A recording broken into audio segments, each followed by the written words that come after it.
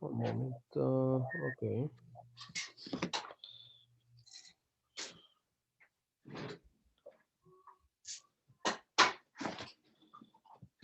Here you go. Okay. Okay. You're a co-host now. Go ahead.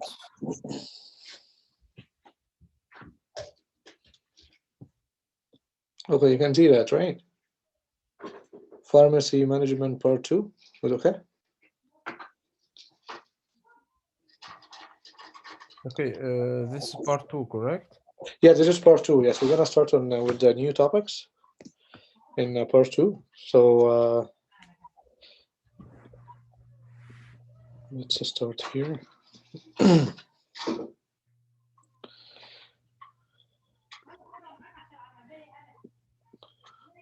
Okay, so first of all, we're going to start with workplace productivity. Like, for example, how managers improve productivity for the team or something like that. So we have like certain points we have to know before giving the appraisal or before uh, evaluate like the performance of everyone. So first of all, we have to educate, motivate and challenge employees, give positive feedback, and there are like here like incentives, like reward good performance, show gratitude and stuff like that. This is the main points to give positive feedback. Give more responsibility to employees, fairness in the workplace and improve work environment, like be fair with people, you know what I mean? So let's say if someone like is capable or is good in doing something, let him do it, and vice versa. Okay. Improve distribution system, which number one is automation, and increase automation as much as we can. The more we rely on the system, the more less mistakes we're gonna get. Okay, so automation is very important. Add equipments, provide training, improve workflow, standardization of procedure, and product preparation. Okay, so that's how we increase productivity in the Automation, workplace. yes. Automation is very important, by the way, nowadays. Yes, Pharmacies. exactly. Yes, in the pharmacies, exactly. Okay, so automation is one of the Uh, main yes. pillars here. You may have a question regarding this point, like if you are working in a high flow or high volume pharmacy with a very crowded population, you may ask about that. So what would be the option to decrease the workload and to increase the efficiency or the productivity of your team? Automation will be the answer. Okay. Exactly. Now, yes, we have automated the machines now to prepare all the medications and even for the blister packs. Yes, that is Okay. true. And as well, there is so many application, Gazuri, as you know as well, for like usually in some provinces, the pharmacist is the responsible guy to follow up the INR for some patients. Okay, so it's your main responsibility to follow the INR. If the patient is on warfarin, for example, and he's taken every week, and you dispense him the warfarin on every month, you should report his INR results every month and to adjust the warfarin dose. To do so, there are some applications very efficient. And guys, there is noise in the background. I don't know. من عندك ده جزوري ولا ايه؟ Is it okay like this? Yes, I'm sorry. yes. So there is specific application that you can use to adjust the dose and INR for your patients. Okay, so automation as well is involved as well in adjusting doses for some patients, like following up the INR and warfarin doses for him. Okay, so Exactly. Even sometimes now people use like an application and stuff for refill reminders and stuff like that. So give the pharmacist a little bit of time to do the repeats and stuff. compliance, yes, to enhance compliance, yes. Yes, exactly. So automation is very important. Okay. So employee motivation. Um, I believe everybody knows Maslow's theory. First of all, is like physiological needs. People come to work for basic levels, for basic needs. For example, to put some food on the table, which is a salary. So that's number one. Then safety and security is always good for employees to feel safe and secure in the workplace. One of the main things that can help motivating the staff as well. Social needs. Every employee wants to become part of the group. Okay, so they are let them get involved in the decision making sometimes if that gonna help the business. Okay, esteem, self-esteem needs. If the three levels are satisfied, employee will be automatically become interested in addressing higher levels through recognition of group as a leader or expert in a particular area.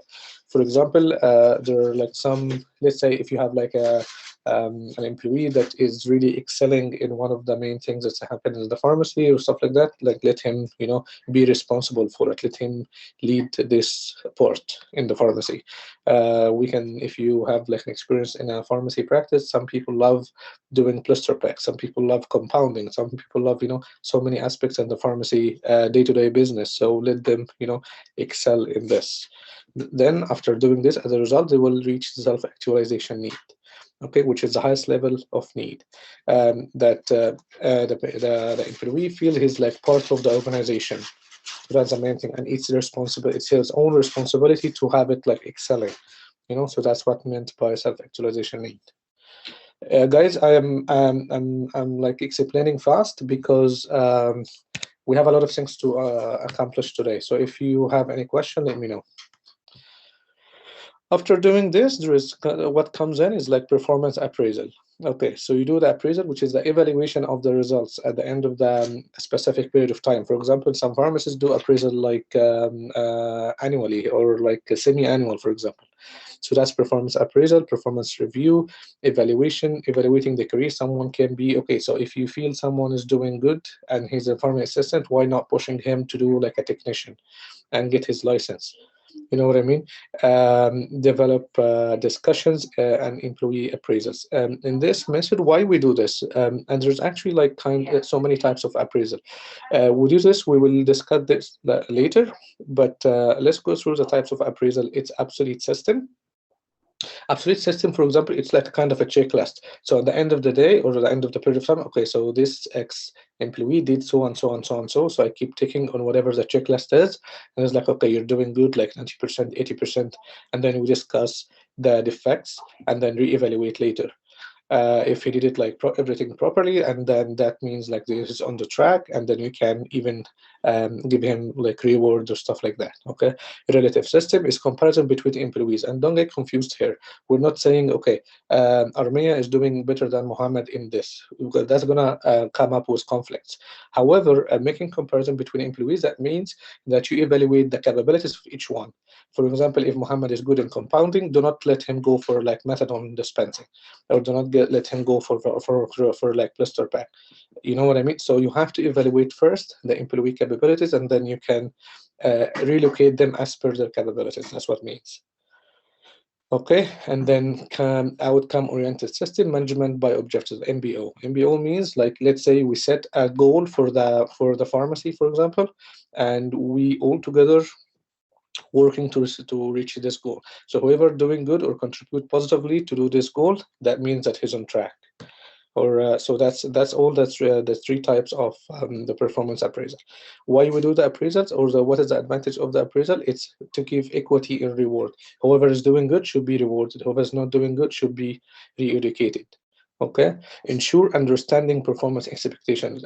You're doing appraisal because you set a goal before, so everybody knows what he's exactly doing and what's his role in the circle. Okay, legal, it's by law should be like, this kind of appraisal should be done to evaluate. You cannot fire someone without having like appraisal performance done, for example. Okay, let me. Okay, performance appraisal, which one is likely used and which setting? It depends. It depends from one company to another. Like for example, if you're in Choppers or if you're like a Loblaws, for example, it's not going to be the same thing like in Rexel.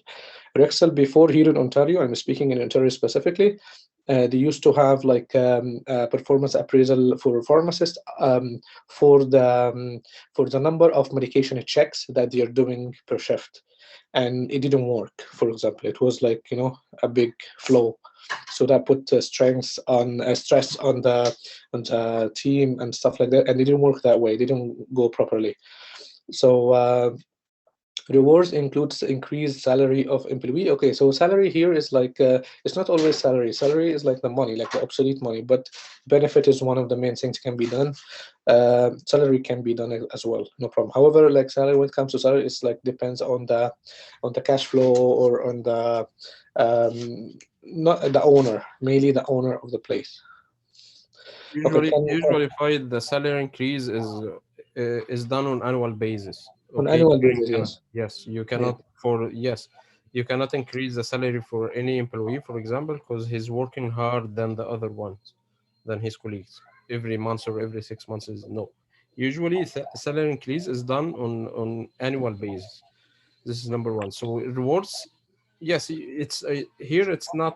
We cannot call it as a reward for annual increase. You mean it's based mainly on the appraisal on his performance during the year. Yes, you can set like a goal of 10% annual increase for every technician who's working, for example, 40 hours per week, or who's making less and less errors, and etc. It's you can set the criteria Yes, for the exactly. appraisal and the points, and you can set the annual increase for each one. We have another question, Gazuli, here from Amy. Can a Okay. manager Can a manager fire? fire a staff member and which condition? Okay.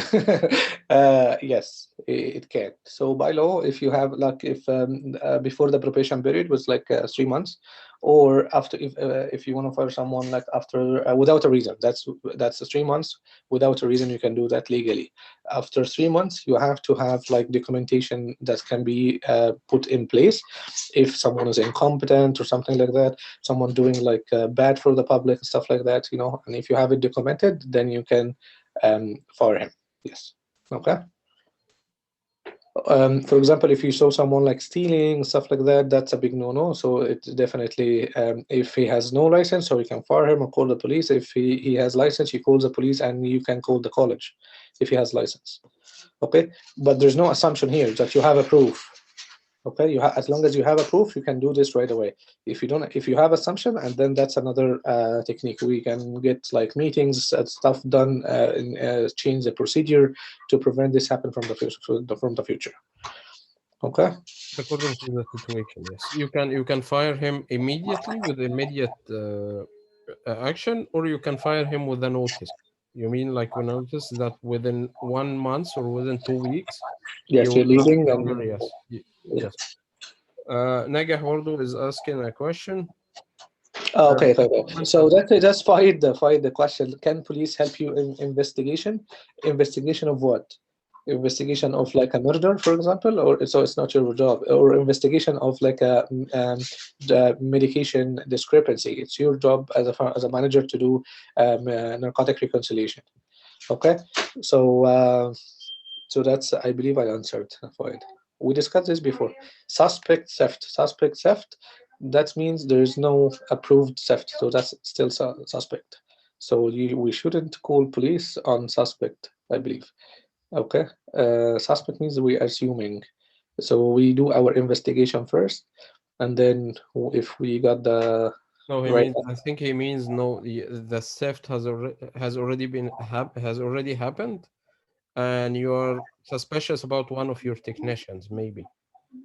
Okay, but here it's not your job, as well as Gazuri said. Yes, you can call the police here if there is a narcotic medication or something has been stolen. You can call the police, yes, and but you will say whatever you know, but you cannot say that if you don't have any proof or document, you cannot say I accuse this guy of Yes, you cannot accuse anybody as long as we don't have a proof. yes, that's it.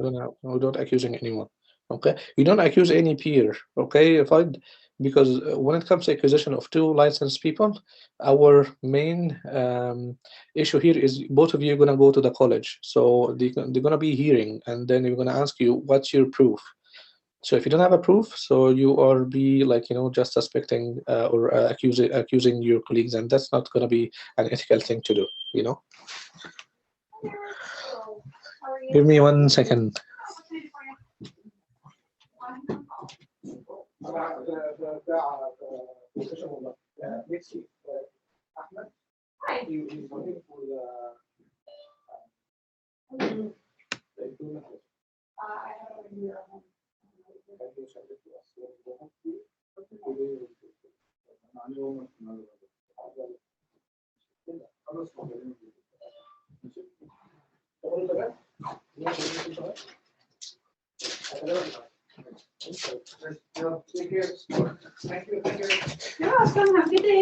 تمام.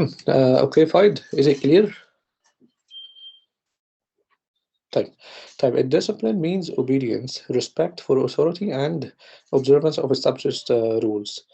Okay, so if you want to discipline someone, it's actually a progressive process. For example, let me go through this. First of all, there is a confrontation. You have to discuss with the one who you have assumption with regarding doing something wrong. A discussion, counseling, educating. Then after that, oral warning. After that, written warning, and then suspension or disciplinary layoff, and then discharge. So this is the main process that happens. We don't like wake up in the morning and we just decide to fire someone, so you fire him. So that's the main process that you do. Okay. Can we talk directly to the suspected person? Yes, exactly. Here, see, there is confrontation, discussion, counseling, do a meeting with your staff, stuff like that. Put on new procedures to help this not happen in the future. Then oral warning, if it's not competent, so written warning, and then suspension or disciplinary layoff, discharge after that. This, when someone doing something wrong or like is hindering or put some extra work on the team, okay, or you find he's not competent. If he's steal and you have like not assumption, you have a proof, so you usually go for discharge right away. Okay. On the other hand, we're looking for retention as well. You want to retain the good people in your pharmacy, right? So the factors that increase the retention rate, for example, work-life balance, greater stability and job security, ability to do what they do best, significant increase in income, appraisal, stuff like that. Motivating, well done motivates the staff. Okay, so on the other hand, when you want to retain good people, you can even hire. On the other hand, you can try to get rid out of the bad people and retain more good people in your team. So that's the main factor that allow people to stay in their jobs. Okay. Why we're doing this? So we comply with the federal employment law and civil rights of employee. Okay, so employer responsibility, provide safe work environment, effective work environment, and employees' right, equality, speech. If someone feels like he's not doing something is going wrong and is not compliant with his lifestyle and stuff like that, he has the right to speak, and you accordingly help him to do whatever comfort him. Okay, practice and believe work equality. Don't treat two different people having the same job description differently. Okay, so that's gonna put some add some some conflict in the workplace. Legally, an employee allowed to taking 5 days of sick leave annually if more than 5 days require a letter from a prescriber. So here it comes to a question. Let's say, for example, you're working and you have someone called you in the morning. Okay, listen, I'm sick. I'm not gonna come today or tomorrow. So what's your gonna be right action? We're not gonna accuse him of anything, lying and stuff like that. It's his right to take up to 5 days. Okay. So the best action here is to just ask him when he can come back to work, so you can figure it out what's going to happen in your day, and you can relocate people to let the workflow go smoothly. Is that clear? So if someone called you, for example, a pharmacist or like a technician or assistant, okay, I'm sick and I'm not coming today or tomorrow. So it's his right. He has like up to 5 days. If more than 5 days, so that means he needs a letter from the prescriber. If he got a letter, so that's fine. So no accusation of anybody. Okay. What are the situations that the manager can, why you are consistent with firing people? What are the situations that the manager can fire employee without any warning? Okay, so within the first 3 days, 3 months, which is the probation period, that's number one, you can fire him. Okay, and if like approved of like crime or like a theft or something like that, you can definitely fire him.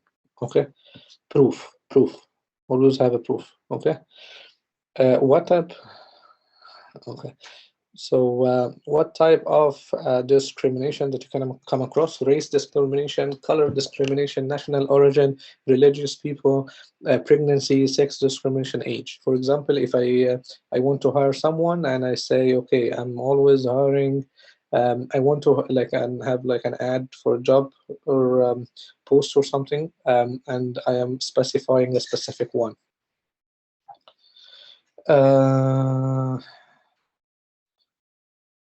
Okay, that's a pull here. Type. Let me continue, Muhammad, please.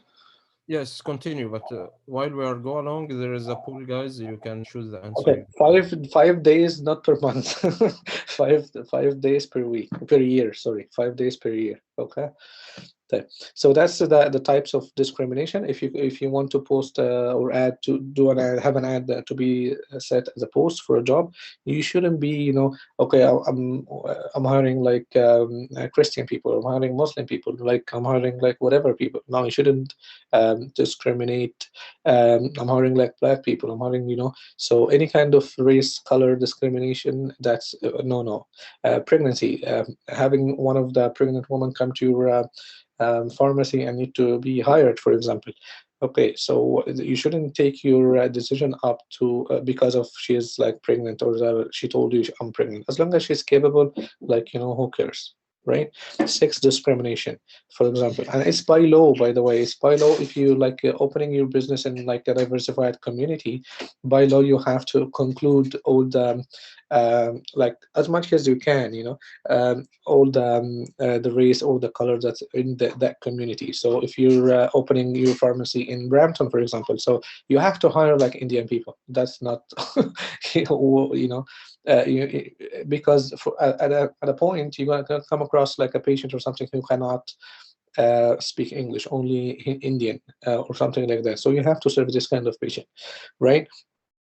Mississauga, for example, it's well known that most of like the pharmacy managers there in Mississauga like speak Arabic, because there's a lot of like Arabic community over there. So you have to like serve this kind of patients and stuff. Okay. Staff scheduling monitoring. So for example, if you have like this kind of diversity in your team, you have like Muslim guys, you have like Christian people, you have like ACES people. So for example, it's gonna be like weird if you insist to hire or to schedule Christian people in Christmas time, because that's their that's their time of the year. It's very difficult to insist to schedule people at work, like Muslim people, for example, in their like festivals, and vice versa. So you have to be fair, because of like people like you're dealing with human beings, so it's always important to take care of this kind of religious of festivals and stuff like that, their beliefs and stuff. Okay, so that's the management of the team. Now we're gonna manage. So these 5 days have to have reason, like sickness or for your fun, as example. It's not your problem. Okay, so if I called you and I'm not sick, and I called you, okay, listen, I'm sick today, so you're not gonna fire me because I'm sick. Okay, it's not your problem. Fine. So we assume that it's the truth. So he's sick, and he has already like 5 days sickness leave, and it's paid. Okay, to my knowledge, it's paid. It depends from one province to another, but there are sick leaves, even vacation leave, vacation payment. Okay, that's by law.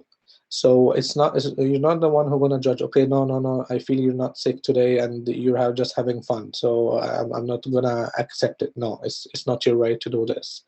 However, if it's happened more than 5 days, so it's your right to ask for like a letter from a prescriber or a doctor. Okay. So you're not here. You're here just to continue or to be compliant with the process, not to accuse people and stuff, like just fire people and stuff like that. It doesn't doesn't work this way. Okay, because you never know what's happening. Seriously. So be nice. Okay, fine. Don't fire people like this.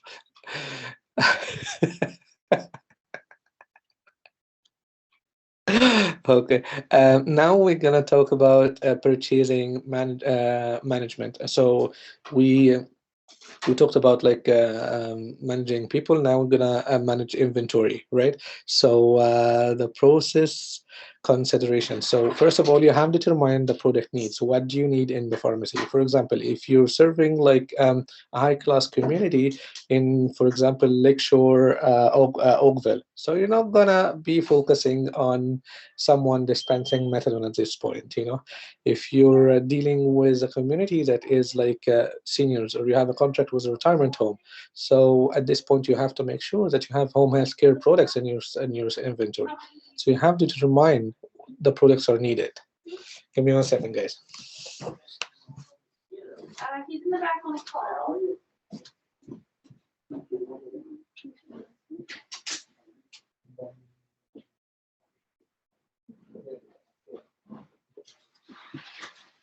Okay. Yeah. Good. Okay, Shabab. Okay, so after determining what product do you want, okay, you have to have inventory records. So we got the inventory, everything we got on shelf. Okay, now you have to know what's happening on the shelf. So what we have been selling, what sells more, what molecules are fast movers. So you have to make sure that whatever you sell, you have records on it, so you can restock it back again. Okay, and then we create policies and systems to avoid increase in stock purchasing. Okay, for example, I only have one patient on gabapentin, so that doesn't mean that you're gonna restock gabapentin like crazy, like having like 5 or 6 bottles of 500 capsules. Doesn't make sense, right? And vice versa. So yeah, so after that, we're gonna identify a source of supply and select the most appropriate one based on price and return policy. So here in Ontario, I believe even all over Canada, we have McKesson or KNF as a whole supplier. So whatever like gives me the best price and the best flexible returning policy, I will go with him. Okay, negotiate the term of the sale with purchaser and contract through suppliers. Receiving, marking, and stocking in the shelves. Make sure that whoever like you got recently is in the back of the shelf because of the expiry date and stuff like that. Reconcile, document, and return goods and payment. Okay. Packing slips, check paid out, reconcile purchasing. Okay, so that's mainly pretty much the whole process. How you decide which molecule you're gonna stock or restock, or like make sure that there's no shortage at your pharmacy. Okay, so purchasing issues. Okay, so there's payment terms here. Some for example, some like prompt payment for minor rebates for up to 2%, for example. There's narcotic controlled drug and emergency release drug. If you're gonna purchase this kind of medication, which everybody does, then you have to make sure that whoever there's a designated manager or even a pharmacist like has to sign on the pay slips that when you receive it within like 5 days. If not signed within 5 days, the manufacturer or the distributor has the right not to give you extra medication, narcotics controlled. Okay, so that's very important. So 5 days is the cutoff point.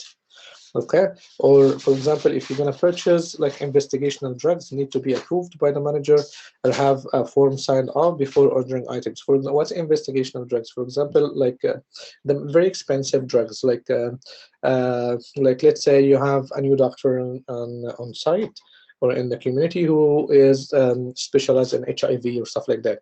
You can HIV or Hep C medication is very, very expensive. You cannot stock 1 or 2 even bottles without having a real prescription to dispense it. Okay, Hep C treatment, it costs the government here like for 3 months 60,000. So if you're gonna stock 3 bottles, so you have 60,000 on shelf. So that's a big issue here. Okay. So this kind of medication has to be approved first by the manager. What we usually do when we get this kind of prescription, personally, I bill it first to make sure that it's paid by the government, and in the second day, I give it to the patient. Okay. So if it's not billed, no one will make sure that who gonna pay for it. So the patient will not gonna pay for it. So I will have it like on the shelf. Who can order narcotics in the pharmacy? The pharmacist can order narcotics, no problem. However, I'm not sure if you're familiar with PharmaClick, like the McKesson kind of, yeah. So everybody can order. However, the signature has to be done by the pharmacist. So there is only one pharmacist is allowed to sign the narcotic order. So if you want the exact answer for this, we can only say the pharmacist or the pharmacy manager, because some pharmacy have like more than one pharmacist that can accept the narcotic order or has, for example, signature to accept the narcotic order. Okay. Special, we never sign orders.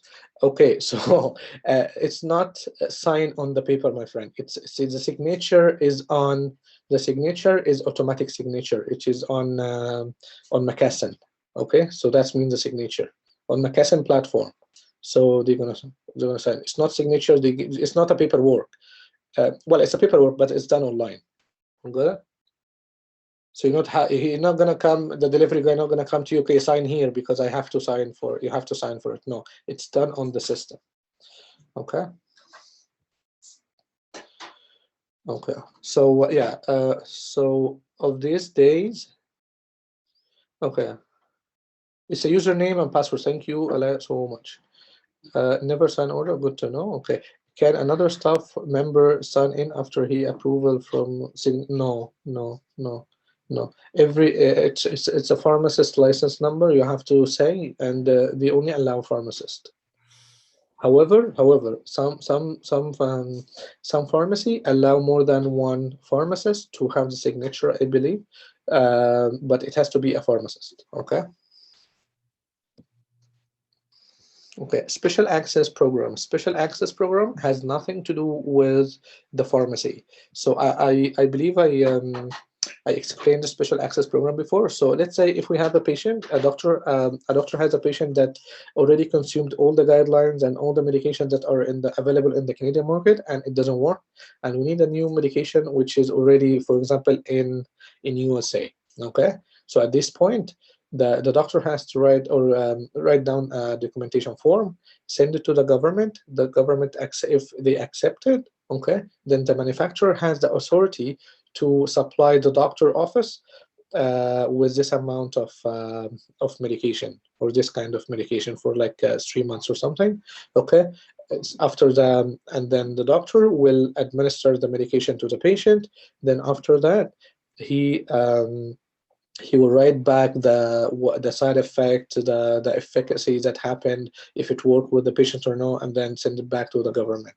Okay, so as a community pharmacy, we are not involved in the special access drugs. So who pays for this? If it's an inpatient, so either the hospital or he pays from his pocket, or even he has his family, he has a private insurance.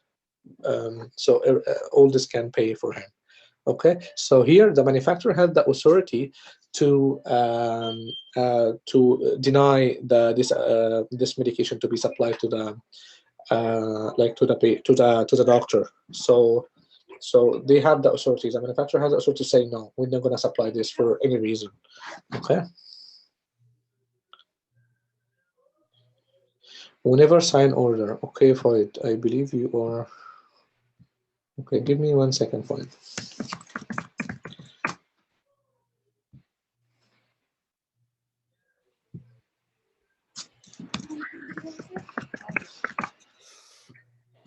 I will show you, Fried, what's happened in the signature.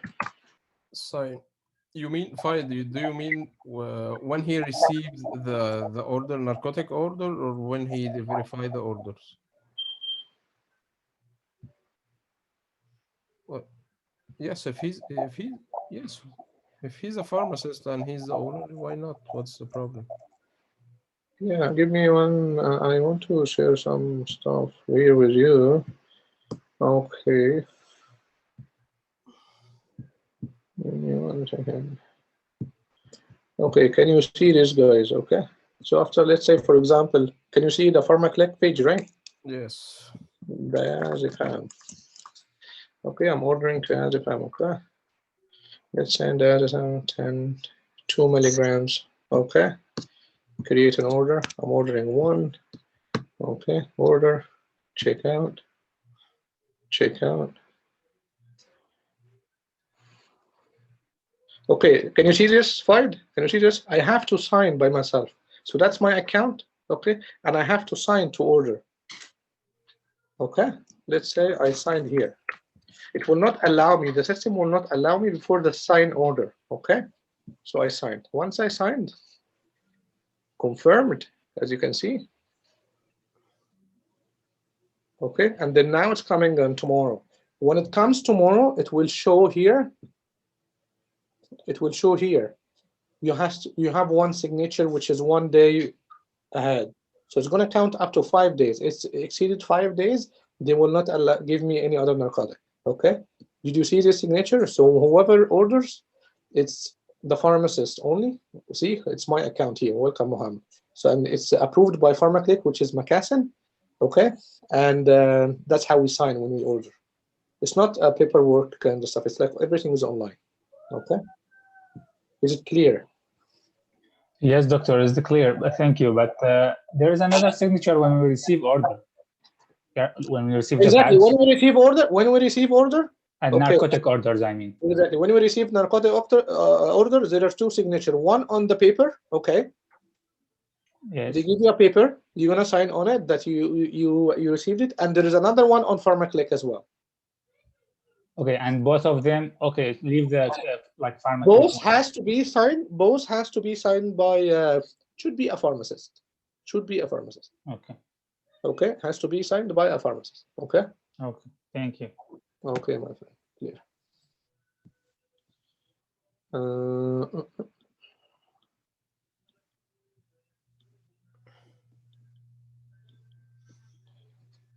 Can you see now what's happening or what?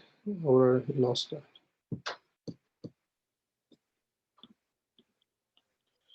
Wait a minute, 1 second. Okay. شفت فايل ضيعنا خلاص. Can you share the screen?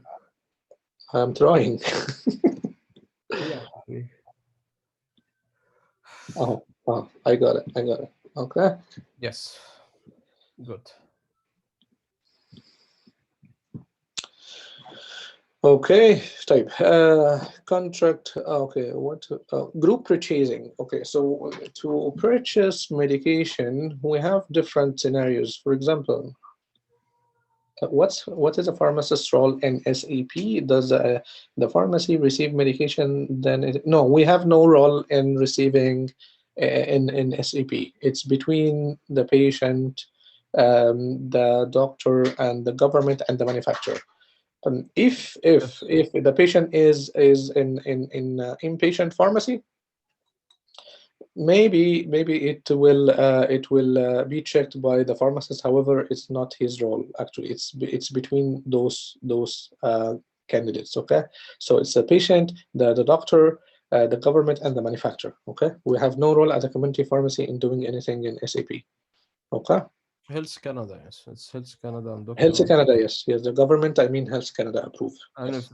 if the manufacturer is not licensed in Canada, for example, Health Canada has the right to choose any importer to get the product from outside. Exactly. Sorry, doctor. Regarding this, there was one question saying where should the special access program medication deliver to? to the doctor office or to the pharmacist or to the patient? Back to the no, back to the doctor office. The doctor office will administer it. Okay. Okay. It's done mainly. It's done by Health Canada, my friend. It's not Health Canada is usually tell if there is an importer, like example, if the product is not licensed in Canada or even the manufacturer is not operating in Canada, Health Canada has a list of accredited or authorized importers that can bring the medications from all over the world to Canada. Health Canada can choose this one or this one, anyone, whatever. The company will get or bring the product to Canada, and then Health Canada will tell him what to do. If it should be administered in a hospital, it should be administered in a clinic, or it's only like a pills or something. So then in this case, I think it should be delivered directly to the patient. I'm not sure from this point, but even it can be directly delivered to the patient. Okay, تمام. go ahead. Do you, okay, group purchasing. For example, if you have a chain like you work in Shopper, Dogmart, or Excel, or Walmart, Costco, stuff like that, these people has more like a bunch of branches. So they have like a main distributor office. So they have the power to negotiate the prices for some molecules that called group purchasing. Okay, group decide on product to be tendered. For example, like let's say Apple want to have a deal with like Shopper Drug Mart.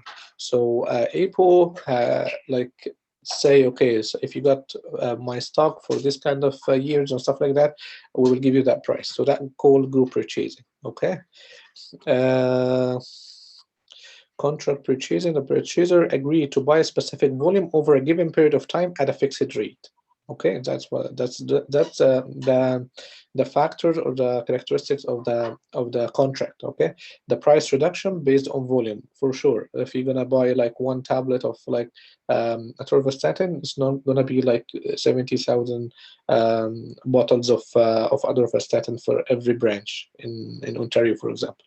I'm talking about like group purchasing. Okay, so it depends, right?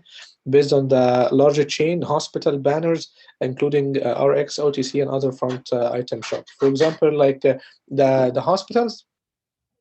The hospitals, they have their own tender as well. Okay, because the hospital has a formulary and they go with one specific molecules for every like medical condition, for example. So it depends. Okay, give me 1 second, guys. I'm gonna fix the battery.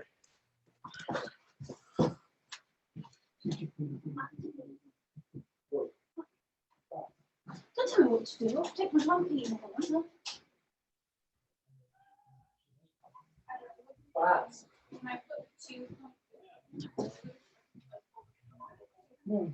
Very small.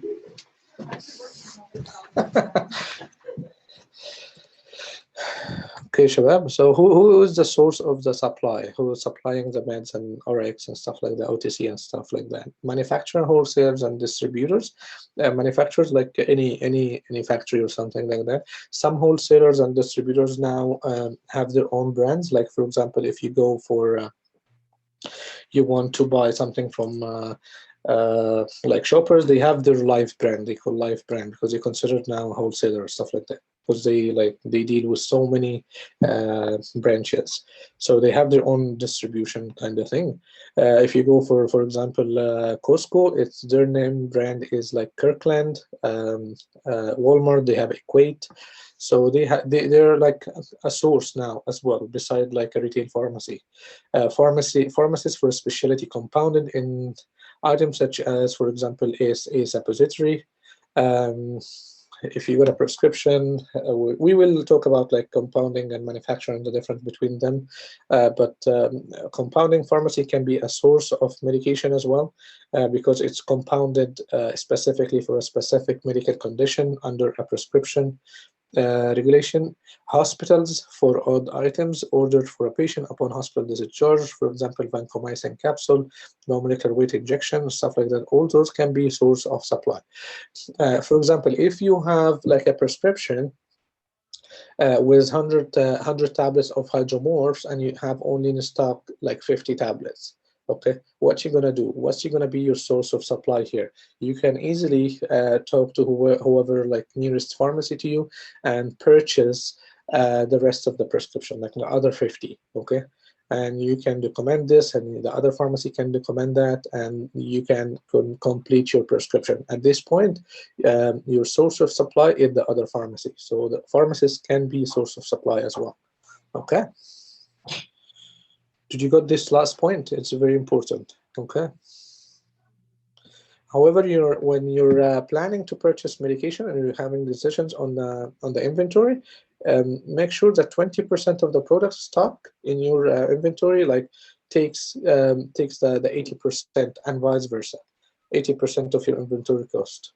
For example, you have like one Hep C medication and your all stock is like 30,000 grant or 40, the whole stock, all the atorvastatin, the metformin, rosuvastatin, all this medication. That will take nothing in your budget. However, if you have another medication that's for like Humira, for example, Standi for like Zoladex, and for like this kind of cancer, stuff like that. So that will take a lot of money from your budget. So consider all this while you are ordering. Counterfeit prescription drugs. Counterfeit prescription drugs is not approved by Health Canada for sure. How do you know that medication is counterfeited? And it happens in all the drug markets all over the world. It happens. So we have criteria to know this bottle is legally to be sold in Canada or not. If it's a prescription medication, it has to have the DIN number. Okay, if no DIN number on the prescription, that means you have to call her, you have to report this, because that's can be considered counterfeit. So what's the problem of counterfeit drugs? It's not safe. Maybe it has too much of the correct ingredient, not enough of ingredients, and not even correct ingredients. So that's what scares Health Canada regarding counterfeited medication. Okay, it may have toxic chemicals, street drugs, which is laced with any other things like other prescription drugs, can look identical to approved prescription drugs. Look for yes. So that's our main cutoff point. Look always for the DIN number. If there's no DIN number, that's a big no. Okay, and then the RCMP, Health Canada are finding counterfeited products. So report to Health Canada if there's no DIN on the product label. Okay, for example, if someone of your clients is trying to give you a gift from he went to let's say Syria or Egypt, and he come back and give you I have this Genovia, for example, to sell in your pharmacy with better prices and make more money, as long that's considered counterfeited because there's no DIN number on it. Okay, counterfeited by Health Canada. Did you get this point? So you cannot get medication from another country and sell it, even if it's legal to be sold in that country. As long as there's no DIN number on it, that means it's counterfeited in Canada. Okay, and that's the purchasing process. We need for purchase and supplier order determined.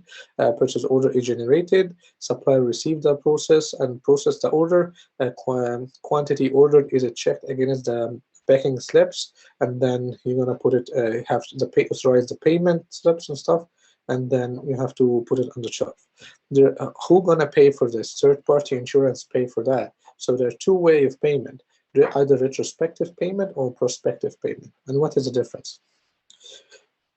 Retrospective payment is that type of payment. The payment is generally made after the service has been provided by the hospital. If you're admitted by the hospital and you have a third-party insurance to pay for you, so at the end of your stay, let's say 5 days, 3 days, whatever days you stayed in, they will send the bill for your third party. But this kind of payment is not preferred. Why? Because it's not preferred by third party. Why? Because you may let you sit in extra days to get more money. So that's a waste of money. Always retrospective is not the most welcome kind of payment for third parties and government. However, prospective payment is the one who's introduced in 1982. For example, it's a form of payment reimbursed system, usually pays the hospital on the basis of drug-related group services. For example, let's give you an example on this. So the government gives gives like the provincial government gives this amount of money for MRIs for the year. Okay, so here the hospital has limited resources, and this if we run out of resources for this MRI, so we're not gonna have enough money for this. So we have to make it legitimate and controlled as much as we can. So they found prospective payment is like a kind of more saving money for the third parties. Okay, give me 1 second, guys.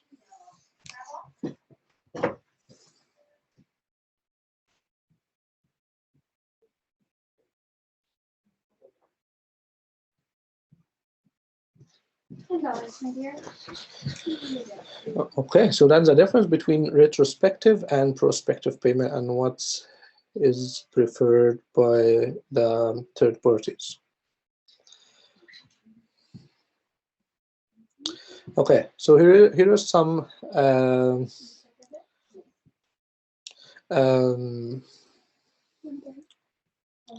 terminology regarding the insurance payment. For example, commercial third party, and then at the end of this, we're gonna talk about like plans, who pays, and then we're gonna give an example. Okay, commercial third party insurances. So third party insurances, there is a private insurance and a government insurance. Okay, and we know who pays for whom. We discussed this before. The government pays for like poor people or low-income people. Okay, so here, if you work and if you have a job that provide like a private insurance, that's what's called commercial third-party insurances. Okay.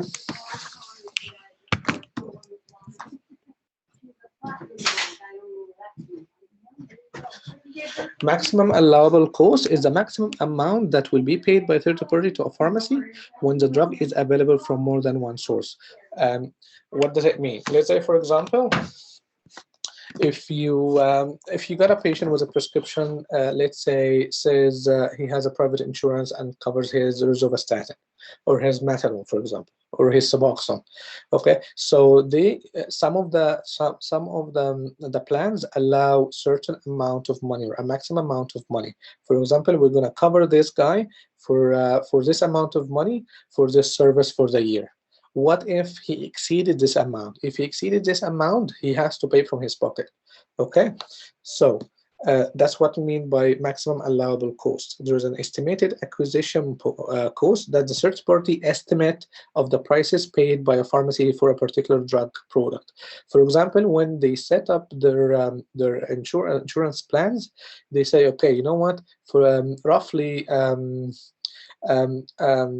salbutamol medication cost in general or on average, like for a COPD patient, this amount of money. So we can, if we got like a patient that's going to apply for our insurance and he's a COPD, we're gonna like make sure that we're gonna be within that range. Okay. An opposite is the actual acquisition cost. That's the actual price that is paid by the pharmacy, which is going to be like almost or almost like near, not the same, but near to the estimated acquisition cost. Okay, so that's the difference between the estimated and the actual acquisition cost.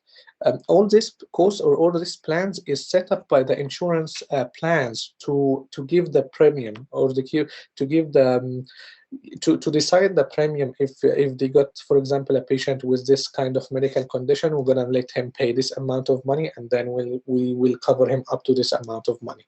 Okay. Average wholesale price, the published list price of a particular product. Let's say, for example, salbutamol is $5, so plus that's the average wholesale price, plus the markup, which is 15%, plus the dispensing fees, which is like 8 or 10, for example. So that's the average wholesale price. Okay. Cash flow is a summary of cash receipts and disbursements of a business for a defined period of time. What does it mean? Well, cash flow is the summary of the cash receipts. That means how much money the insurance company is gonna pay for the claims that have been claimed by every pharmacy, that the cash flow after, like, it depends from one insurance company to another. Some insurances, for example, for ODP and stuff like that, they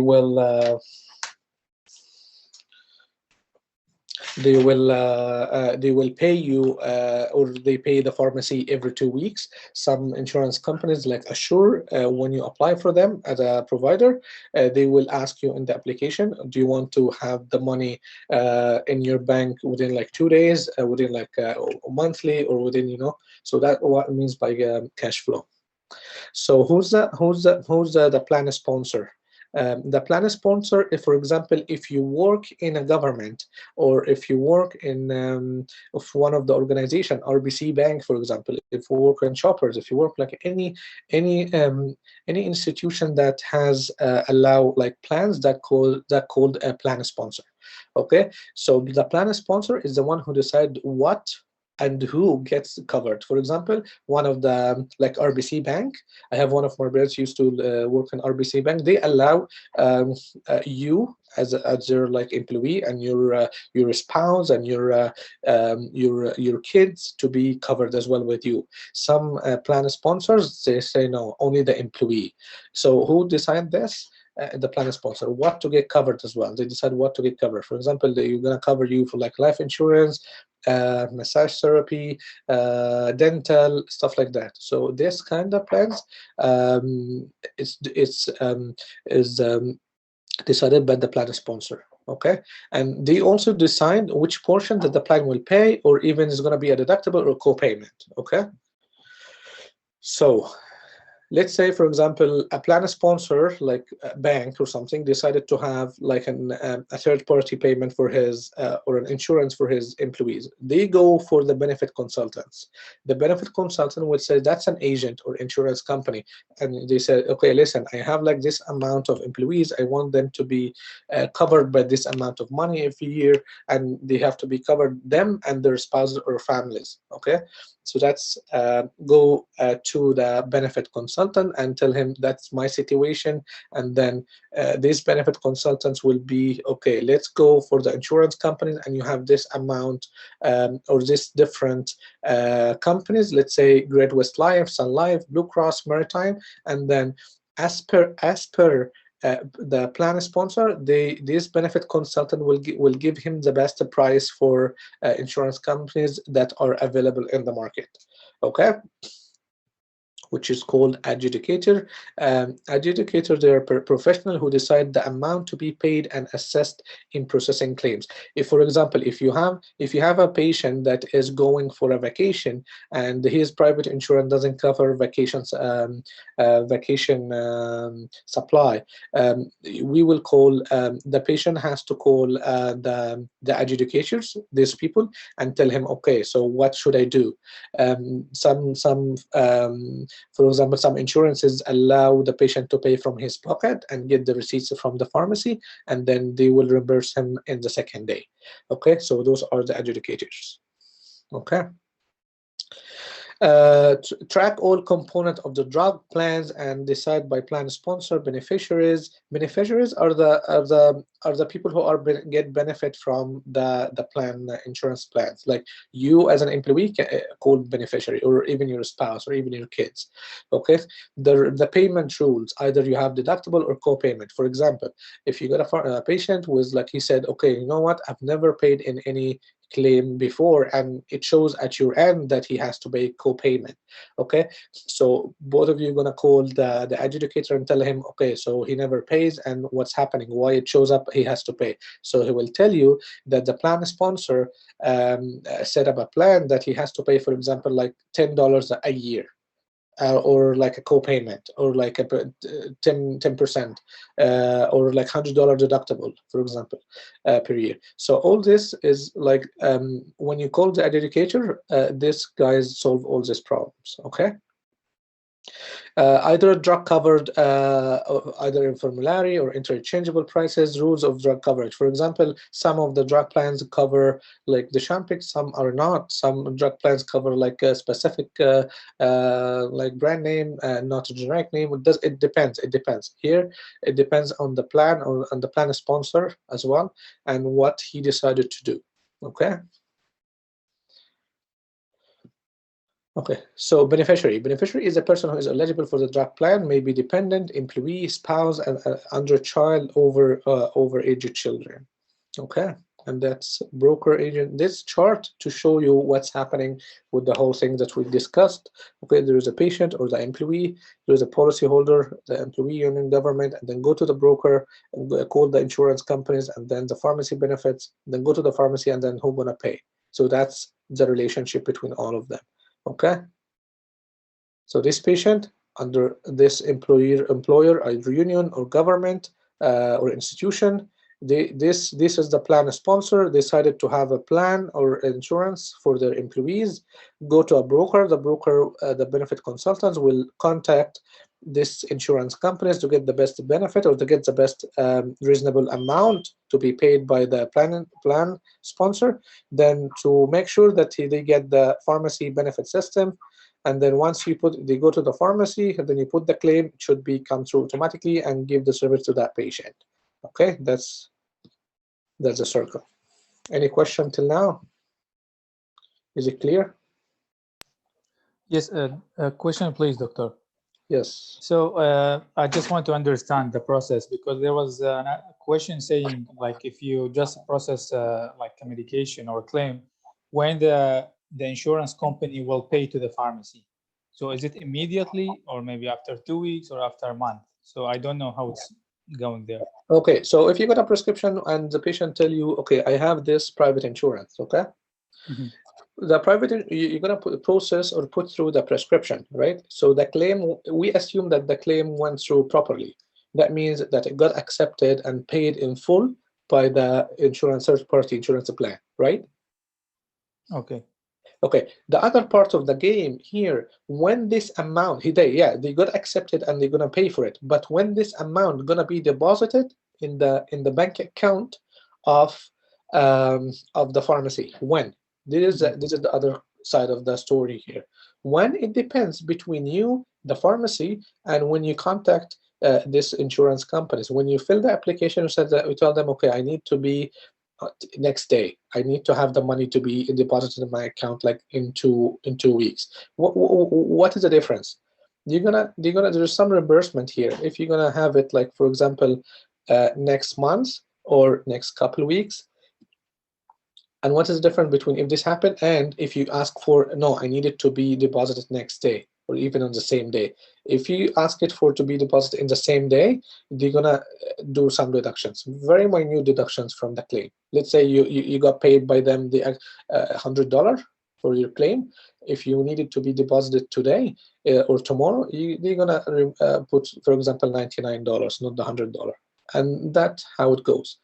Okay, the government usually put the money in your bank account at the pharmacy every 2 weeks. Okay. Sorry, say it again. The government? The government pays the ODB patient pays every 2 weeks. Okay. Yeah, every 2 weeks. They deposit the money every 2 weeks. Let's say, for example, if you got a claim to be done today for an ODB patient, his money is going to be deposited later. Okay, not tomorrow. Okay, but like, let's say, it's not practically, or talking practically, but when we deal with the system, when the claim is deal with the system, the claim is accepted. That means it's so paid. Let us go through it. Yeah, so give the service because it's accepted. Okay. Okay. Okay. And just one more question, please. When we call the adjunctor to ask about, like, why is not the full amount is covered for my patient, the adjunctor, because some places saying the adjunctor can limit the amount or the price that the patient eligible to. So according to what you said, it's practically he's just telling us what the plan sponsor put on the policy, not he's the one Exactly. submitting. Exactly. So let's say, for example, some patient have like a Sure or Sun Life or Green Shield that only provide like monthly. So if you're gonna process like 3 months at a time, and it doesn't go through, we'll go to the adjudicators. They will tell you, okay, this plan, as per the contract or whatever, okay, it's set up as monthly payment only. That's it. So we allow. he's not making any decision. He's just telling us. No, that he's not making any decision. It's just the plan sponsor. Okay. The company, the insurance company. The insurance company, yes. Okay. Yes. Thank you. Okay. Okay. Drug plans. Drug plans. They cover the drug as per how they identify the drug as a drug plan. They identified by either DEM number or PIN, product identification number, or even pseudoden. Some of the prescriptions that can be covered if you put the pseudoden, like for example lancets, mixtures, strips, supplies, diabetic supplies, and stuff like that. Okay, give me 1 second there.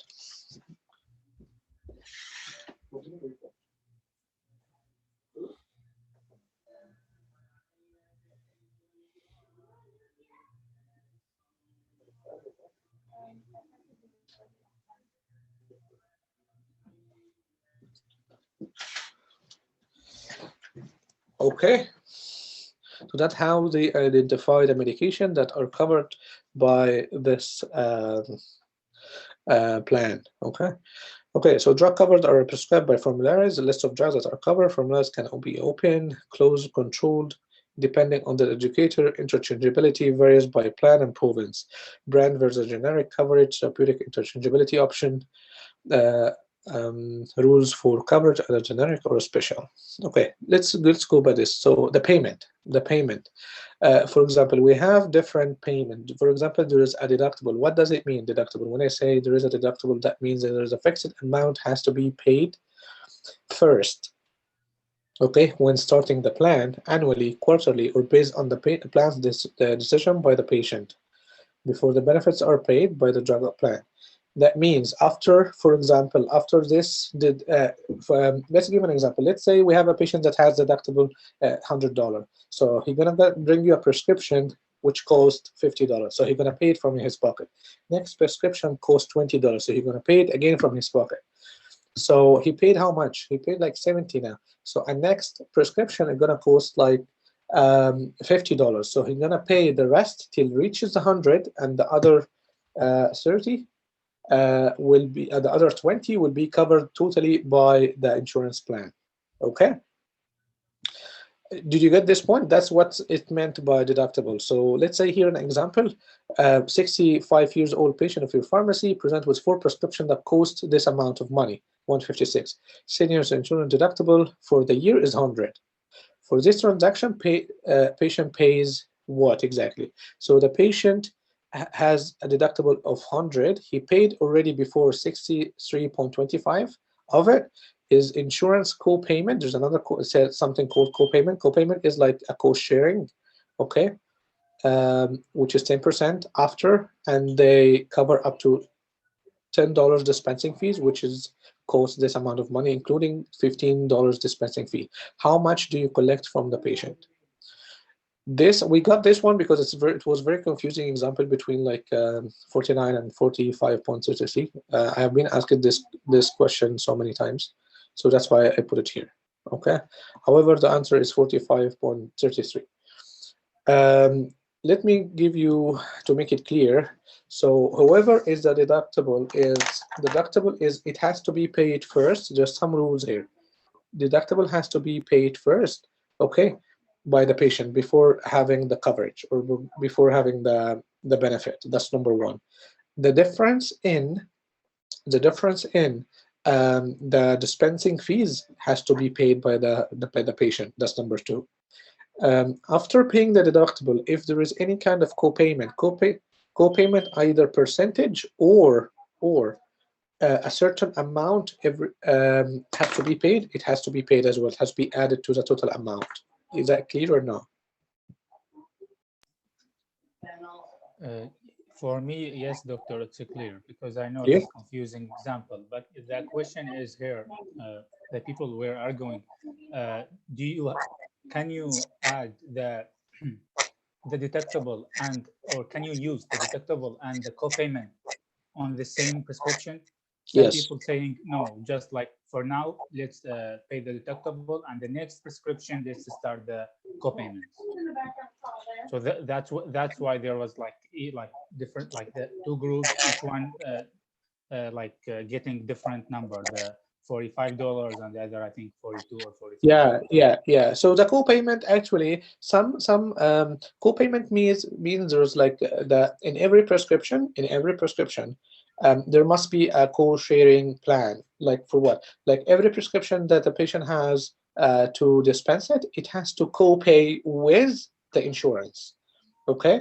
So after the deductible, if there is some amount left, okay, let's say this patient has $100 deductible, okay, and he paid like 50, okay, so what the remaining of the deductible is like 50, okay, and he got a new prescription with $70, so he has to pay 50, okay, and this $20, if there's no co-payment, is going to be fully covered by the insurance. If there is co-payment, so this to, let's say $5, so the other $20 has to be co-paid by either 5 from him, his pocket again, plus 15 has to be paid by the insurance. Okay, is that clear? Yes. Okay. Excuse me. Yes. Does the patient have to pay the full amount of the remaining deductible at once in one visit, or can he pay part of it on multiple visits? In multiple visits, as much as let's say, for example, he has $100 deductible and he come with a prescription with $20, so he's gonna pay $20 only. Okay. And let's say after $20 he got another prescription and he dispensed it in another pharmacy for $20. It's gonna show up at the other pharmacy that he paid 20 already, and what's left is 80. So he's gonna pay another $20 in the other pharmacy. Let's say he come back for the third prescription, which is $20 as well, in your pharmacy back. You're gonna pay another $20, and it will show at your end he paid already 40. So it's in the system, okay? And whatever. Okay, but if he didn't, Yes, sorry for the interruption, but if he didn't pay the full amount of the deductible, he won't be eligible for the co-payment. I mean, for the coverage. Yes. He has to pay the full amount of deductible.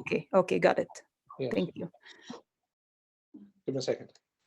Med history from St. Tristan Catherine's Hospital. Gordon down. For whom? Gordon down.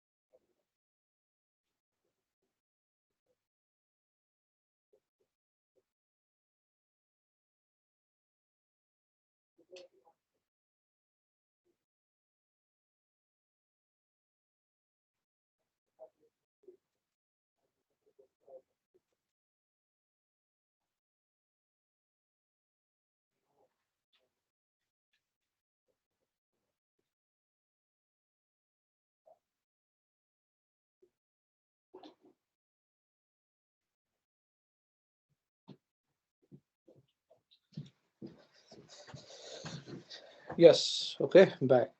Yeah. Is the patient going to pay the dispensing fees difference as well? Yes, my friend. Yes, it is. Yes, he should. Okay. Amy, you're good? Everything's good?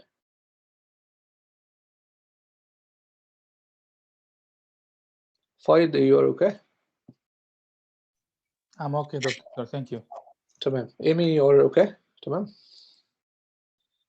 Type. Okay, so that's the difference between co-payment. Co-payment, that means co means like, cost sharing. Every time you're gonna cost sharing either a certain amount of money or even a certain percentage. It doesn't matter.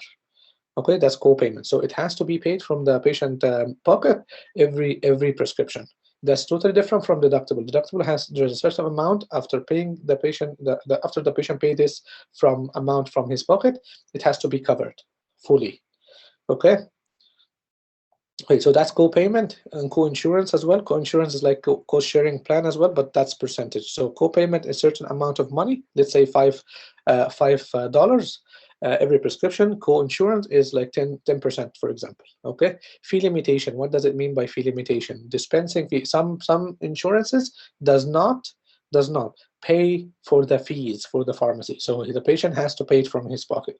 Okay, or have a dispensing fee limitation. They pay only $5 or $3, and your dispensing is $10. He has to pay the difference.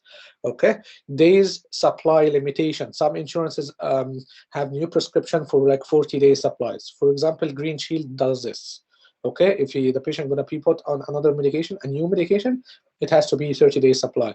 What if the patient is like needs just a 70 and 90-day supply? He has to talk to his insurance. Okay, so it's not our problem.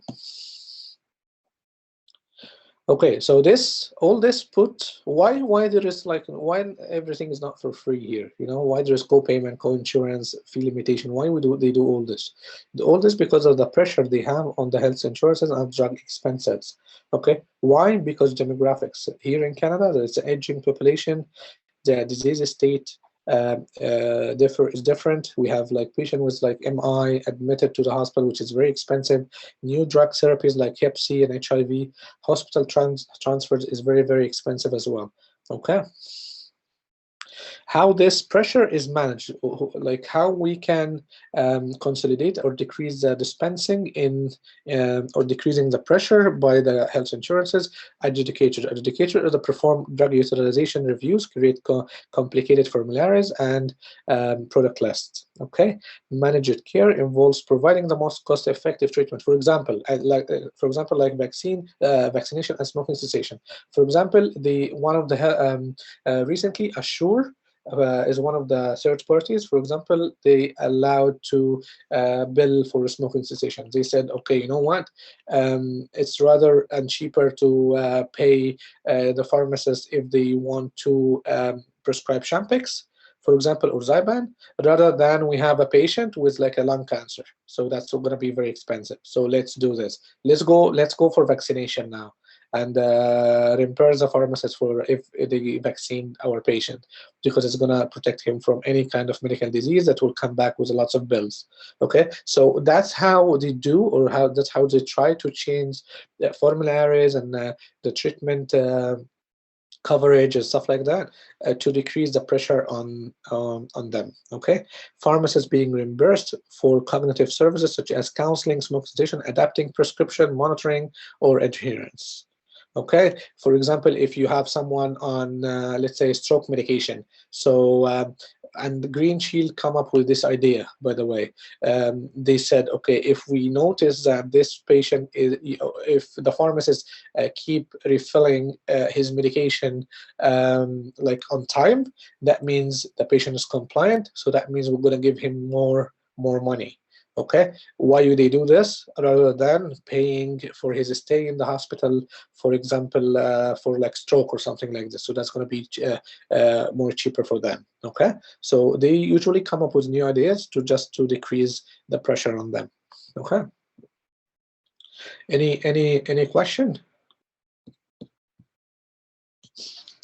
Okay, how you deal? Okay, that's the drug supply chain. How you deal with drug shortage? Okay, drug shortage is affecting everybody. Shortage impacts the analysis, patient care. So drug shortage will impact the patient care in general.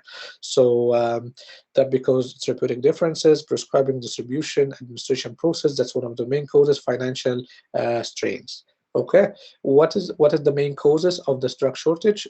Drug supply, sourcing issues. For example, McKesson has like kind of they start to outsource their delivery people now, so there's like people are confused, and like, you know, the supply is not good, and they have unorganized management in the inventory wholesalers places. So that's one of the main causes that may happen. Economic issues. One of the molecules, for example, is very expensive. The material, the inflation rate of the dollar currency differs now, so it's affecting the raw material. So they stopped some medication to be, for example, if you're practicing in the market, you will notice that ibuprofen 600, which is a prescription medication, have been off Ontario for like a year now, and recently it came back.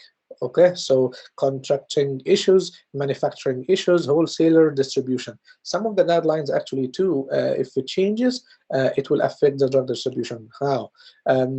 Recently, when they come up with a new guidelines for asthma, and so they found out that salbutamol is not the key player in the controlling the asthma breakthrough medication. So Ventolin was actually off the shelf for a while too. Okay, so all this affects the drug shortage. Okay.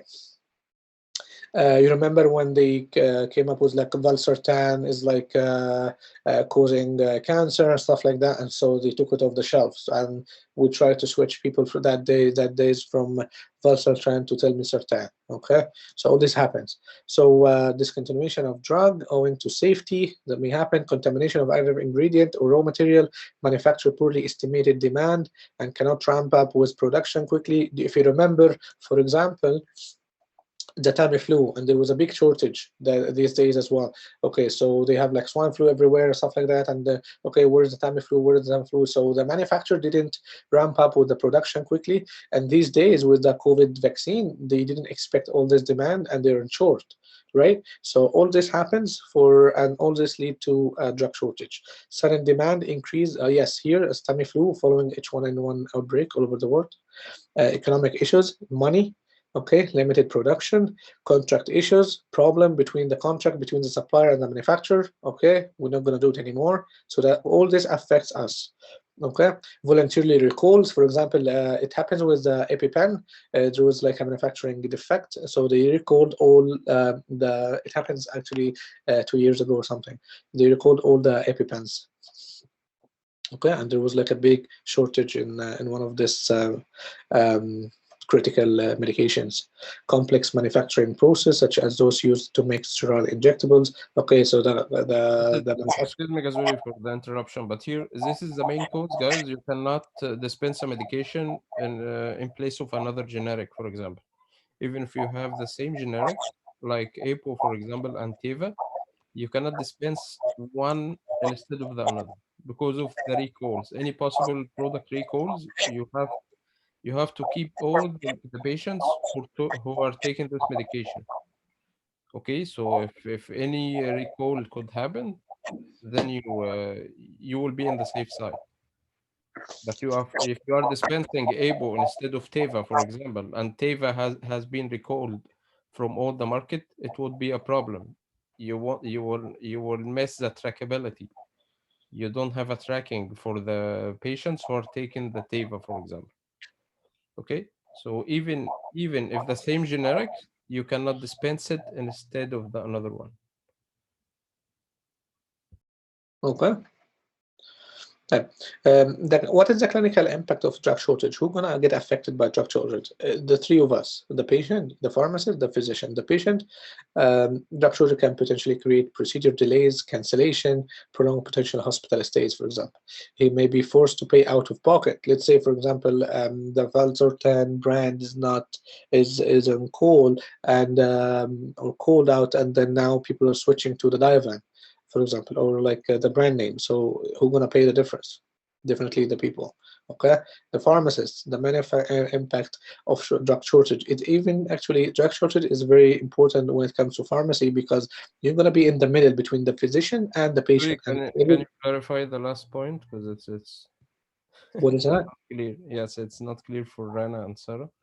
Okay, Okay, so, so okay, let's say if they recall, for example, no, I didn't get the previous one. Okay, so let's say, for example, if they recalled all the generic name of certain medication, like valsartan, for example. Okay, they call it back, or like there's a shortage in it, and now we have on the shelf like the brand name. Okay, so who's gonna pay the difference for this? either out of pocket or even like the government has to pay for it. So someone gonna pay the difference. You know what I mean? So shortage in medication can lead or can switch you, for example, from having a medication that is covered under the formulary to another molecule that is not covered by the formulary, so the patient has to pay here.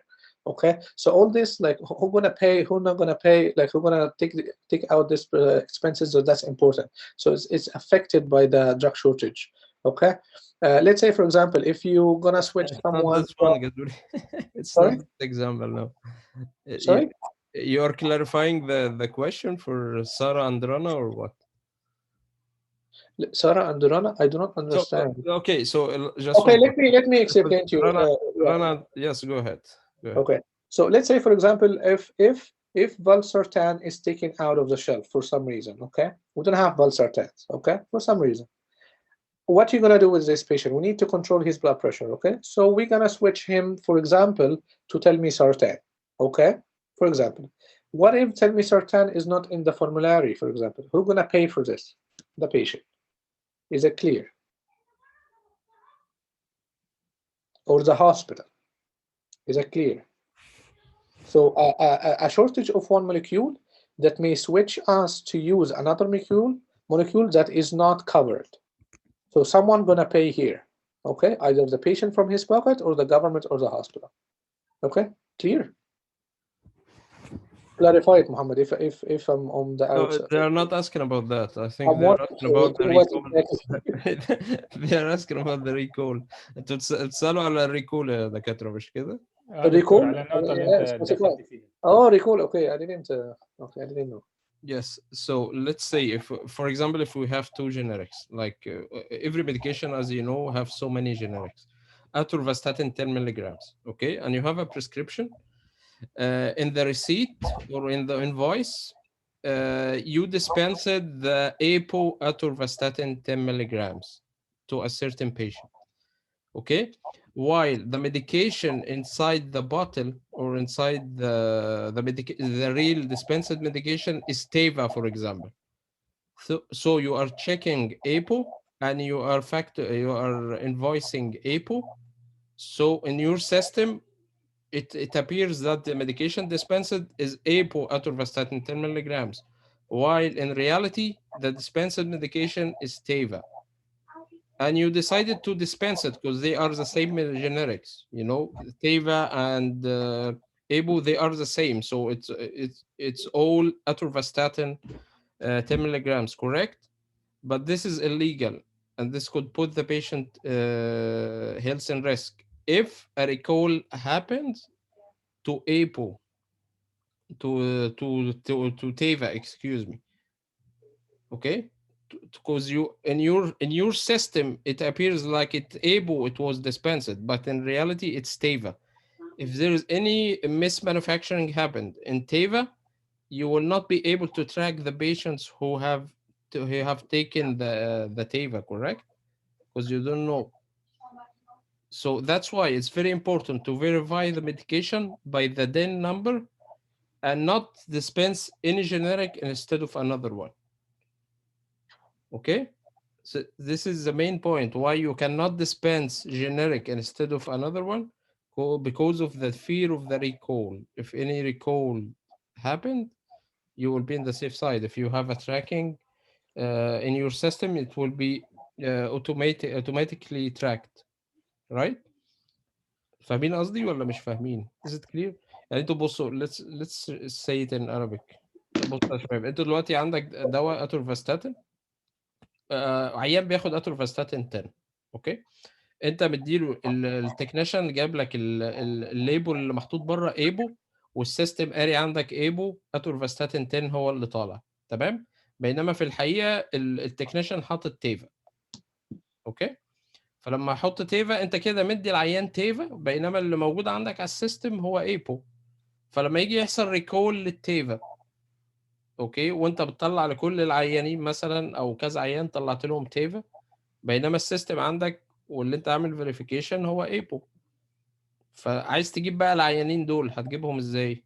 مش هتعرف، لان السيستم مش مبين عندك مين خد تيفا ومين اللي ما خد ايبو، لان انت بتطلع كله مكان بعضه. فاهمين قصدي؟ فعشان كده يعني لما يجي لك اي بريسكريبشن وتلاقي الدين مختلف او الجينيريك مختلف ماشي عن الفاتوره اللي طالعه او العيان، ما ينفعش تطلعها عشان لو حصل ريكول. فدايما يقول لك خلي بالك من الدين، وطلع الجينيريك اللي مظبوط حتى لو هو نفس الدواء، ده اتورفاستاتين وده اتورفاستاتين، بس لازم تغير الفاتوره، بدل ما هي ايبو ترجعها تخليها تيفا even if the medication is not covered by the insurance.